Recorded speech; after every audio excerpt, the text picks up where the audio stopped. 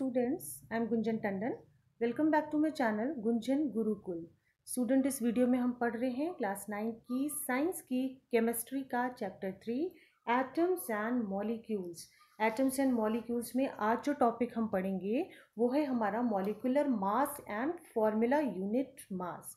Right, इससे पहले previous videos में हमने एटॉमिक मास पढ़ा था। राइट, AMU है ना, ये आपको याद होगा, जिसको U से हम डिनोट करते हैं एटॉमिक मास यूनिट, है ना, यूनिवर्सल मास यूनिट। तो वैसे ही हम molecular mass and formula unit मास को स्टडी करेंगे। देखते हैं कि ये मॉलिक्यूलर मास क्या है। In section 3.2.2 we discussed the concept of atomic mass. Right, atomic mass हमने पढ़ा था, जिसमें हमने पढ़ा था कार्बन 12, कार्बन के आइसोटोप कार्बन 12 लिया था। और जब भी हमें किसी एलिमेंट के एटम का एटॉमिक मास निकालना होता था तो हम किसके रिस्पेक्ट निकालते थे?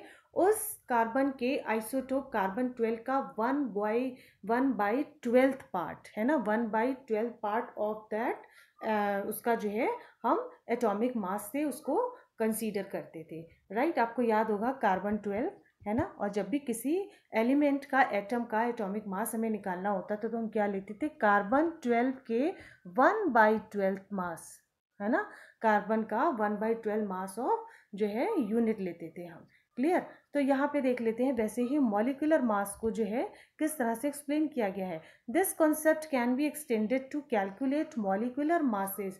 ठीक वैसे ही हम मॉलिक्यूलर मास को जो है कैलकुलेट करेंगे। मॉलिक्यूलर मास की बात हो रही है, इसका मतलब मॉलिक्यूल्स के मास, यानी मॉलिक्यूल्स में जितने एटम्स हैं उनका एटॉमिक मास, उनको हम ऐड करके कैलकुलेट करके उस पर्टिकुलर मॉलिक्यूल का मॉलिक्यूलर मास निकालेंगे। राइट, तो देखो यहाँ पर इसको डिफाइन भी किया गया है। The molecular mass of substance is the sum of the atomic mass of all the atoms in the molecule of substance. किसी भी मॉलिक्यूल्स, कोई मॉलिक्यूल्स हमें पता है एटम्स के कॉम्बिनेशन से बनता है। राइट, तो उस मॉलिक्यूल्स में जो भी जितने भी एटम्स हैं, जिन भी एटम्स के वो कॉम्बिनेशन से बना है, उनके एटॉमिक मास का सम, उस मॉलिक्यूल के एटम्स के एटॉमिक मासेस का सम जो है उसका मॉलिक्यूलर मास होगा। Right, of atoms in a molecule of the substance. उस सब्सटेंस में मॉलिक्यूल्स के जितने भी एटम्स हैं उन क्या एटॉमिक मास का सम क्या होता है? हमारा मॉलिक्यूलर मास। मॉलिक्यूलर मास को इसी वे में हम कैलकुलेट करेंगे। It is therefore the relative mass of a molecule expressed in atomic mass unit. यानी जो हमारी standard atomic mass, universal atomic mass unit थी, जिसको हम किस से डिनोट करते थे? यू से, है ना, यू से। सॉरी, यहाँ पे मैं हमेशा इसको म्यू बना देती हूँ, लेकिन इसको हम लेंगे यू से, है ना। यानी ये यूनिफाइड मॉलिक्यूलर मास या एटॉमिक मासेस यूनिट, जिसको हमने क्या लिखा था? AMU, है ना। AMU को हमने किस तरीके से निकाला था? एटॉमिक मास को हमने कार्बन 12, कार्बन का जो एक आइसोटोप था उसका 1/12 पार्ट। राइट, तो मॉलिक्यूलर मास की डेफिनेशन हमारी क्या हो गई? That means it is a sum of the atomic mass of all the atoms in molecules of the substances. अब कुछ एग्जाम्पल इसके सॉल्व कर लेते हैं हम। देखते हैं क्या है इसके example. Calculate the relative molecular mass of water.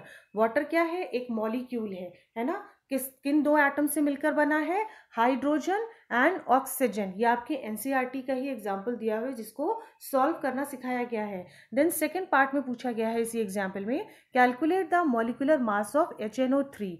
ये यहाँ पे 3 इसका नीचे आ गया है, HNO3। यानी हमने केमिकल फॉर्मूला लिखना सीखा था ना, ये क्या है? ये नाइट्रिक एसिड, है ना। और ये किसका फॉर्मूला है? नाइट्रेट, जिसपे -2 चार्ज होता है, जिनकी वैलेंसीज को हमने इधर से उधर क्रॉस ओवर करके जो है रिलेटिव केमिकल फॉर्मूला लिखना सीखा था, किसी भी कंपाउंड का, या आयनिक कंपाउंड्स का या मॉलिक्यूलर कंपाउंड्स का। राइट, तो ये हो गया हमारा नाइट्रिक एसिड। अब सबसे पहला क्वेश्चन पूछा गया है कि वाटर, यानी वाटर H2O का मॉलिक्यूलर मास हमें निकालना है। तो कैसे निकालेंगे? तो देखिए, एटॉमिक मास ऑफ हाइड्रोजन जब हमने पढ़ा था तो हमें पता था कि हाइड्रोजन का एटॉमिक मास कितना होता है? 1, है ना। एटॉमिक मास हम यू से उसको डिफाइन करते हैं, एटॉमिक मास यूनिट। ऑक्सीजन का कितना होता है 16, यानी जो भी एटॉमिक मास होता है वो क्या होता है, उसका एटॉमिक नंबर, है ना। तो ठीक है, ऑक्सीजन का कितना होता है 16 you. So the molecular mass of water which contains 2 atoms of hydrogen and 1 atoms of oxygen is equal to, यानी हाइड्रोजन के एक एटम का एटॉमिक मास है 1, तो 2 का कितना होगा 2 इंटू 1 प्लस 1 इंटू 16, है ना, यानी 2 plus 16 is equal to 18 u. यानी मॉलिक्यूलर जो मास है वो वाटर का, जो वाटर एक मॉलिक्यूल है उसका मॉलिक्यूलर मास कितना निकाला हमने, कैसे कैलकुलेट किया 18 यू। और कैसे उसमें हमने यानी एटम्स ऑफ जितने भी उस मॉलिक्यूल के एटम्स थे उनके एटॉमिक मासेस का सम, राइट। ठीक वैसे ही हम मॉलिक्यूलर मास ऑफ HNO3 का देख लेते हैं। The molecular mass of HNO3, the atomic mass of hydrogen, the atomic mass of hydrogen is H plus, and then atomic mass of nitrogen, है ना, और उसको हम क्या करेंगे then multiplied by atomic mass of oxygen। तो यानी hydrogen का एटॉमिक मास कितना था, यहाँ पे 1 था, हाइड्रोजन का एटॉमिक मास 1 था, नाइट्रोजन का 14, और जो हमारे नाइट्रोजन के HNO3 प्लस ऑक्सीजन का कितना होता है 16, है ना, एटॉमिक मास कितना होता है 16, और यहाँ पे ऑक्सीजन के कितने हमने एटम्स लिए हैं 3, तो यहाँ पर हो गया 48, यानी 1 प्लस 14 प्लस 48, कैसे, यानी ऑक्सीजन के एक एटम का एटॉमिक मास 16 और यहाँ पर 3 एटम्स ऑफ ऑक्सीजन है HNO3 में, तो 16 इंटू 3 इज इक्वल टू 48, यानी 63 यू। 63 यू इसका क्या हो गया, molecular mass of nitric acid यानी HNO3। तो यहाँ पर हमने 2 एग्जाम्पल देखे, वाटर के मॉलिक्यूल का और दूसरा HNO3 का। इस तरह के बहुत सारे एग्जाम्पल अगर हम सॉल्व करें तो ईजिली हम मॉलिक्यूल्स के जो जितने भी आइटम्स होते हैं उनके एटॉमिक मास को कंबाइन करके उस मॉलिक्यूल का मॉलिक्यूलर मास निकाल सकते हैं, राइट। आगे बढ़ते हैं, formula unit mass. Formula unit मास भी ऑलमोस्ट बिल्कुल मॉलिक्यूलर मास की तरह ही होता है, लेकिन इसमें डिफरेंस होता है कि फॉर्मूला यूनिट मास जो है हम आयनिक कंपाउंड्स का निकालते हैं। आयनिक कंपाउंड्स क्या होते हैं हमें पता है कि किससे मिलकर बने होते हैं, 1 metal and 1 non metal, right.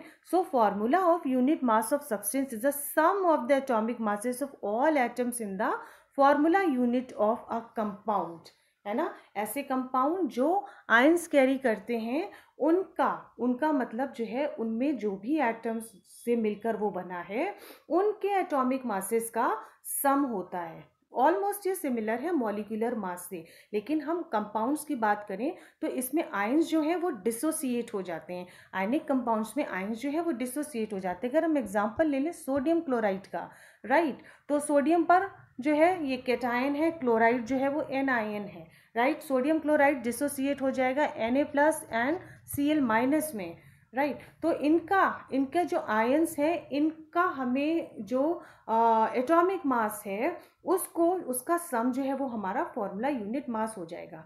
इसको और इजी तरीके से समझ लेते हैं। भाई देखिए सोडियम क्लोराइड क्या है, सोडियम क्लोराइड एक अपने आप में हम कह नहीं सकते कि ये पूरा एक मॉलिक्यूल है, राइट। सोडियम क्लोराइड क्या है, ये एक कंपाउंड है, और सोडियम क्लोराइड जो है वो सिंपली अगर ये एक एटम सोडियम का है एक क्लोराइड का है तो इनके बीच में क्या होता है, इलेक्ट्रोस्टैटिक बॉन्ड होता है, राइट। और अभी तक जो मॉलिक्यूलर मास में हमने जितने भी एग्जांपल देखे थे उनके बीच में क्या होता है, कोवेलेंट बॉन्ड होता है। हाइड्रोजन एंड ऑक्सीजन के बीच में, HNO3 के बीच में, इनके बीच में कोवेलेंट बॉन्ड होता है। लेकिन जो आयनिक कंपाउंड्स होते हैं उनके बीच में इलेक्ट्रोस्टैटिक बॉन्ड होता है, जिसकी वजह से ये स्ट्रांगली बॉन्ड होते हैं। और हमारा जो सोडियम क्लोराइड है वो क्या है, वो एक क्रिस्टल है ना, वो एक क्रिस्टल है। 1 मिनट, सोडियम क्लोराइड क्या है, अगर हम उसको देखें तो ये एक सोडियम है ना, सोडियम का एटम है, ये हो गया हमारा एक क्लोराइड का एटम, ठीक है। इस तरीके से करके ये बहुत सारे जो क्रिस्टल्स हैं वो आपस में जुड़े रहते हैं, है ना।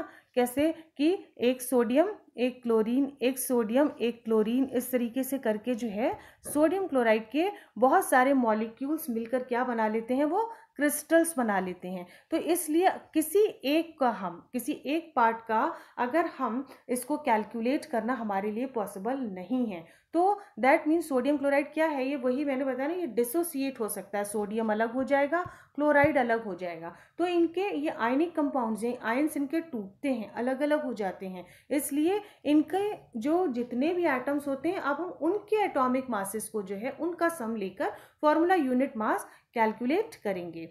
Right, formula unit mass is calculated in the same manner as we calculate the molecular mass. ठीक वैसे ही जैसे हमने मॉलिक्यूलर मास में एटम्स के एटॉमिक मासेस को ऐड करके मॉलिक्यूलर मास निकाला था। The only difference is that we use the word formula unit for those substances whose constituents particles are ions। यही मैंने आपको बताया ना, जिनके कॉन्स्टिट्यूएंट पार्टिकल्स यानी वो क्या हो जाते हैं, डिसोसिएट होकर आयंस बन जाते हैं। फॉर एग्जाम्पल सोडियम क्लोराइड, देखो यहाँ पे सोडियम क्लोराइड का एग्जाम्पल बताया गया है। As discussed above has a formula unit NaCl। its formula unit mass can be calculated as 1 into 23। Sodium का एक एटम है और सोडियम का जो है एटॉमिक मास 23 होता है, प्लस 1 इंटू 35.5 जो किसका है एटॉमिक मास, क्लोरीन का। राइट, क्लोरीन का एटॉमिक मास प्लस सोडियम का एटॉमिक मास, दोनों के एक एक एटम्स थे, उनको हमने प्लस करके ऐड करके उनका सम निकाला, तो हमें सोडियम क्लोराइड का फॉर्मूला यूनिट मास क्या मिला, 58.5 यूनिफाइड मास निकल आया। राइट, तो इस तरीके से हमने फॉर्मूला यूनिट मास पढ़ लिया कि क्या होता है। दिस इज द क्या होता है, we calculate the molecular mass. Only difference क्या होता है कि वर्ड फॉर्मूला यूनिट किसके लिए यूज करते हैं, for those substances whose constituent particles are ions. Sodium ion है, क्लोराइड आयन है। राइट, यानी ये आयनिक कंपाउंड्स के लिए हम यूज करते हैं। इसमें एग्जांपल देख लेते हैं। Calculate the formula unit mass of CaCl2 यानी कैल्शियम क्लोराइड। कैल्शियम क्लोराइड का यानी atomic mass of calcium plus 2 into atomic mass of chlorine, है ना। कैल्शियम का एटॉमिक मास होता है 41 एटम ऑफ कैल्शियम है, plus 2 into 2 atoms of chlorine, and 2 atoms of chlorine का एटॉमिक मास कैसे निकालेंगे, 2 इंटू 35.5, क्योंकि एक का 35.5 होता है, तो 2 का कितना हो जाएगा, 2 इंटू 35.5। इसको हमने ऐड करके निकाला तो हमारा 40 प्लस 17 यानी 111 यूनिफाइड मास, इसका क्या हो गया, फॉर्मूला यूनिट मास। राइट, तो सेम वैसे ही निकालते हैं, लेकिन ये that is for the constituent particles उन कंपाउंड्स में जो आयंस होते हैं। ठीक वैसे यहाँ पे देखो बहुत सारे एग्जाम्पल दिए हैं। मॉलिक्यूलर मास हमें हाइड्रोजन का निकालना हो, वही सिंपल 2 एटम्स का करना है, ऑक्सीजन का करना है, सॉरी 2 हाइड्रोजन के एक मॉलिक्यूल है, ऑक्सीजन का एक मॉलिक्यूल है, C2H4। इसमें देख लीजिए CH4 मीथेन का निकालना है ना। इसमें मीथेन का अगर हम देखें तो कार्बन का कितना होता है 12 और हाइड्रोजन का 1 इंटू 4, तो यानी कितना हो गया 12 plus 4 is equal to 16U। Methane का मॉलिक्यूलर मास क्या हो गया 16U।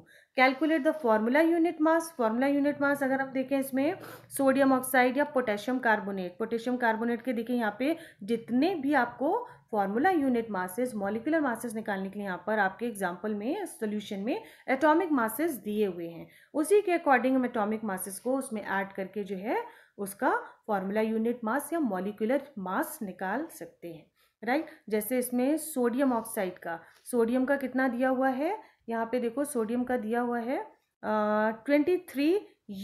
23U यानी सोडियम ऑक्साइड की जब हम बात करेंगे तो ये हो गया सोडियम ऑक्साइड 23 इंटू 2 यानी 2 एटम्स ऑफ सोडियम है, प्लस ऑक्सीजन का कितना होता है 16, तो 46 प्लस 16 यानी कितना हो गया 6 प्लस 6 12 प्लस 4 प्लस 1 5 प्लस 6 यानी 62U इसका यूनिफाइड मास हो गया किसका, सोडियम ऑक्साइड का। तो ये हो गया आपके, इसमें हमने क्या पढ़ा, molecular mass and formula unit mass. Both are almost similar, लेकिन एक जो है आयनिक कंपाउंड्स के लिए होता है और एक सिंपल क्या होता है, मॉलिक्यूल्स के एटम्स के एटॉमिक मासेस का सम होता है। Clear? I hope students it is clear to you all. If you like my video, please like, share and subscribe. Till then, keep watching and keep learning.